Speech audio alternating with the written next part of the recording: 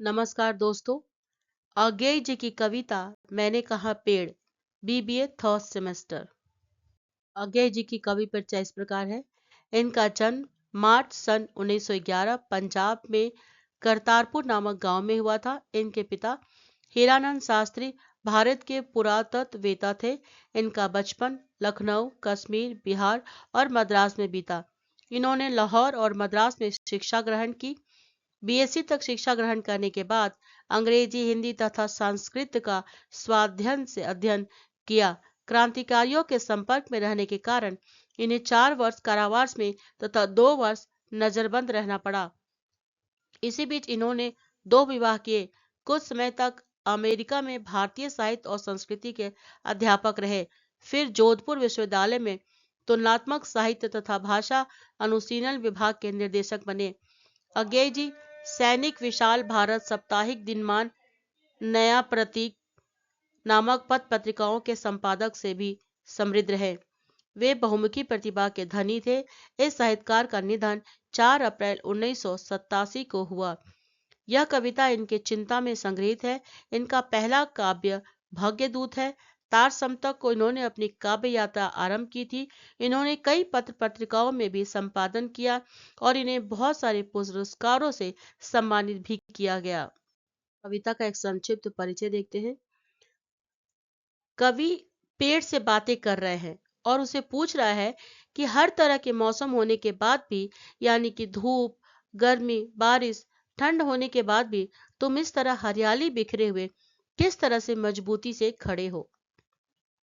क्योंकि प्राकृतिक में हमेशा बदलाव आता है, फिर भी तुम शांत मन, शांत भाव से सब संतुलित करते हुए धैर्य पूर्वक अपने को हरियाली से ढककर मजबूती से भला तुम किस प्रकार खड़े हो। परंतु पेड़ कवि की प्रशंसा सुनकर खुश होने के बजाय डर कर कांप जाता है। पेड़ इसका श्रेय मिट्टी को देता है, जिसकी वजह से वह मजबूती से खड़ा है। पेड़ के माध्यम से कवि ने इसमें बताया है कि दूसरों के लिए त्याग करना किसी को जीवन दान देने के बराबर होता है और करने के बाद फिर से एक जीवन की शुरुआत होती है। कविता का पहला भाग है। मैंने कहा पेड़, हे पेड़, तुम इतने बड़े हो, इतने कड़े हो, न जाने कितने 100 वर्षों के आंधी पानी में सिर ऊंचा किए अपनी जगह पर अड़े हो। प्रसंग है।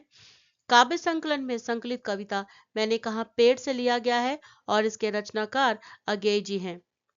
संदर्भ है, कवि पेड़ से कह रहे हैं। भावार्थ है, कवि पेड़ से बातें करते हुए कहते हैं कि 100 वर्षों से भी अधिक समय से तुम हर विपरीत हालत में भी सिर ऊंचा किए किस तरह खड़े हो। चाहे सूर्योदय की तेज गर्मी हो, सूर्यास्त हो या चांद अपनी कलाएं बढ़ाकर पूर्णिमा की ठंडक दे, कृष्ण पक्ष का अंधेरा, तुम वैसे ही अपनी जगह पर खड़े और तने रहते हो। कैसे? सूरज उगता डूबता है, चांद भरता छींचता है, ऋतुएं बदलती हैं, पेड़ उमड़ता पसीजता है और तुम सब सहते हुए, संतुलित, शांत, धीर रहते हुए, विनम्र हरियाली से ढके चार भीतर छोट कटे हुए उठ खड़े रहते हो। बाकी सारे कविता के पैराग्राफ में प्रसंग और संदर्भ एक ही रहेगा, इसलिए मैं इसे बार बार नहीं रिपीट कर रही हूँ, सिर्फ भावार्थ आगे बता रही हूँ। तो इस कवि भाग का भावार्थ है, प्राकृतिक में कितने ही बदलाव आते हैं, किंतु तुम तब भी शांत मन, शांत भाव, सबको संतुलित करके धैर्यपूर्वक हरियाली से अपने आप को ढक कर कैसे रखते हो, लेकिन भीतर से तुम उतने ही मजबूत हो। ऊपर की विनम्रता और तुम्हारे अंदर के भीतर ठोस स्थिति को कवि पेड़ से पूछते हो कि तुम ये सब कैसे करते हो।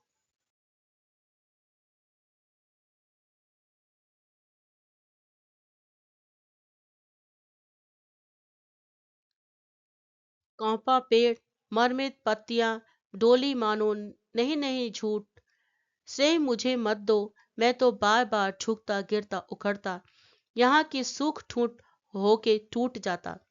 इन पंक्तियों का भावार्थ है कि जब कवि पेड़ से पूछ रहा है तो कवि जो पेड़ है वो घबरा कर क्या प्रतिक्रिया कर रहा है।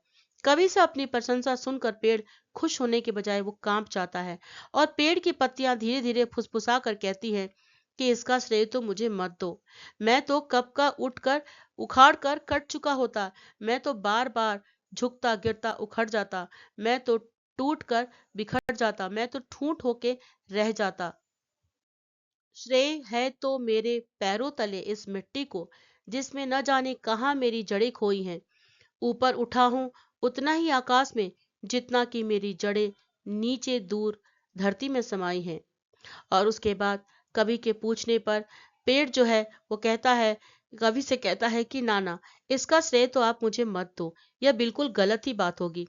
मैं तो कब कर उखाड़ कर, कट कर या फिर सूख कर टुकड़ा टुकड़ा बन चुका होता, लेकिन आज मैं बचा हूँ। मेरे क्योंकि बचा हूँ, मेरे पैरों के नीचे की मिट्टी, जिसमें जो दूर दूर तक जड़ें फैली है, जो मुझे मजबूती से बांध कर खड़ा रखने में मेरी सहायता कर रही है।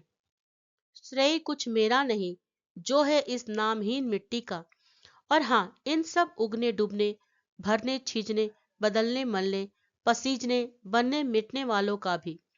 सदियों से मैंने बस एक सीख पाई है, जो मरण धर्मा है वे ही जीवनदायी है। पेड़ कहता है कि मैं कितना ऊंचा हूं, जैसे आकाश को छू लूं, लेकिन उतनी ही नीचे जमीन के अंदर मेरी जड़ें फैली हुई है मिट्टी में, जो मुझे खड़ा करके रखा है। और मिट्टी ही नहीं, परुकुटी के अन्य तत्वों का भी सहारा है। मैं हर समय में भी खड़ा हूँ। सूरज का उगना डूबना, चंद्रमा का अपनी कलाओं को अधिक और कम करना आदि सबका सहयोग मुझे बनाने में है। मैं 100 से में से भी ज्यादा समय में एक अच्छी बात यह सीखा है कि जो त्याग करके दूसरों को जीवन सर्वत करते हैं, वही सच्चे जीवनदायी होते हैं। अर्थात मरकर ही जीवन का प्रारंभ होता है और अंत से यह नए जीवन की शुरुआत होती है। एक अंकीय प्रश्न उत्तर। तुम इतने बड़े हो, इतने कड़े हो, किसने पूछा? कवि ने। किससे पूछा? पेड़ से। पेड़ आंधी पानी में किस तरह खड़ा है? सर ऊंचा करके। ऋतुओं के बदलने पर भी पेड़ कैसे खड़ा है? बड़े ही धैर्य पूर्वक। पेड़ अपने को कैसी हरियाली से ढके रहता है? विनम्र। विनम्र हरियाली से ढका पेड़ भीतर से कैसा रहता है? टोंट और मजबूत। अपनी प्रशंसा सुनकर पेड़ ने क्या किया? कांप गया। पत्तियों से किस प्रकार बोला? मुरमुरित फुसफुसाकर। क्योंकि कविता के रचनाकार का नाम क्या है? धर्मवीर भारती। पेड़ किस तरह खड़ा है? अपनी जगह तनकर। पेड़ कवि से अपनी प्रशंसा सुनकर क्या करता है? वो डर जाता है, कांप जाता है। 5 मार्क्स के लिए टिप्पण लेखन। पेड़ की कृतज्ञता। यह शीर्षक काव्य संकलन काव्य सरस में संकलित मैंने कहा पेड़ से लिया गया है और इसके रचनाकार अगेय जी हैं। कवि पेड़ से कहते हैं कि तुम न जाने कितने वर्षों से विपरीत परिस्थितियों में भी बड़े ही दृढ़ता पूर्वक कैसे खड़े हो। इतना सहकर भी हरियाली रूपी विनम्रता से अपने आप को ढके रखते हो, लेकिन भीतर से उतने ही मजबूत कैसे हो। यह सुनकर पेड़ की पत्तियां और पेड़ के तने फुसफुसा कर कहते हैं कि इसका श्रेय मेरा नहीं। अगर मिट्टी ने मुझे संभाला नहीं होता तो आज मैं इस तरह खड़ा नहीं होता।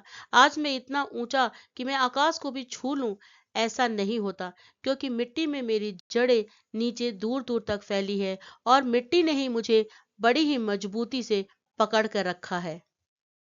इस तरह से ये कविता यहीं पर समाप्त होता है। उम्मीद करती हूँ कि ये कविता आपको पसंद आया होगा, और अगर पसंद आए तो सब्सक्राइब, लाइक, कमेंट, शेयर करना ना भूले। धन्यवाद।